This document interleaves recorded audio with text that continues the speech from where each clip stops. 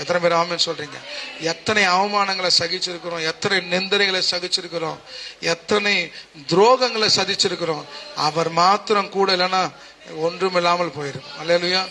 நம்மோடு கூட இசைந்து இருக்கிறார், அதைத்தான் விரும்புகிறார். அதற்கு நாம் அவரை வரவேற்க, நம்முடைய வாழ்க்கையை அவருக்கு அர்ப்பணிக்க, நிச்சயமாய் அதை அர்ப்பணிக்க ஒப்பு கொடுக்க வேண்டும்.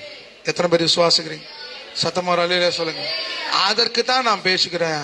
அந்த நிறைவு வரும்போது கண்ணாடியில மகிமையை காண்கிறது போல கண்டு ஆவியா இருக்கிற கர்த்தரால அந்த சாயலாகத்தான் மகிமையின் மேல மகிமை அடைகிறோம். எத்தனை பேர் ஆமென் சொல்றீங்க? விசுவாசிக்கிறீங்களா? இல்ல? அப்போ உனக்கு தேவை நிறைவான ஆவியானவர் வரும்போது உன் குறைவெல்லாம் ஒழிந்து போகும். அல்லேலூயா.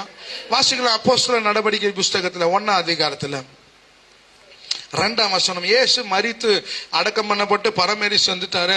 அதுக்கப்புறம்